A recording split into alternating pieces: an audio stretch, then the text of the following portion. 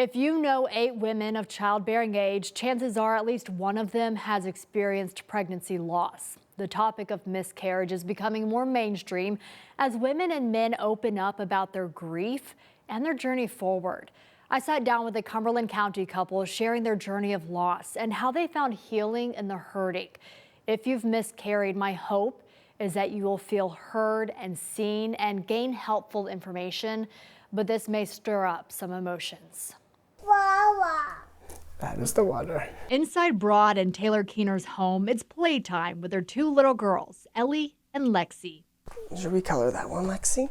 Their walls decorated with family photos and a flower, a reminder of children who aren't pictured. So I filled this glass.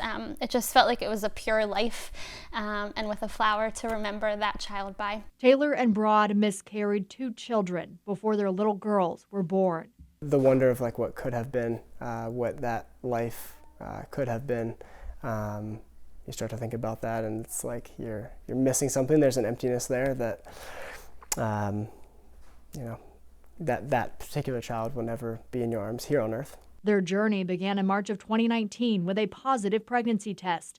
But weeks later, she miscarried. Then in June, another pregnancy, followed by loss. Essentially, I was told they happen for any number of reasons and we don't really know why, so you can either keep trying or I can refer you for IVF. But it didn't feel like we were there quite yet. Taylor sought out more holistic health care with UPMC Divine Mercy Health.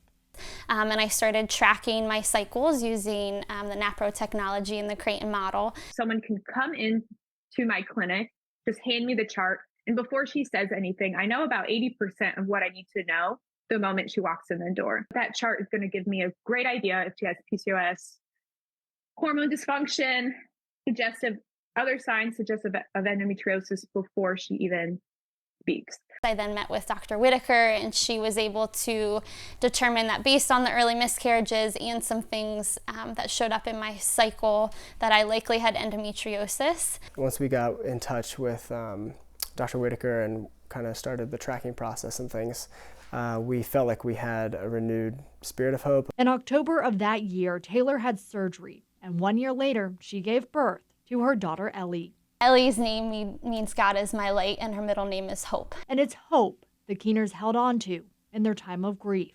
For my husband and I, we have a deep faith and trust in the Lord, and so that He was our anchor throughout the entire process. Letting others know they're not alone. When we do talk about it, there's healing, and it also honors the life that was brought to conception, even if they weren't birthed in our arms. Doctors say they still don't know why a lot of miscarriages happen, but at UPMC Divine Mercy, the doctors say they focus on restoring a woman's overall health that may be leading to pregnancy loss. If you've experienced loss and you're looking for support, I have a link for you on our website, cbs21.com.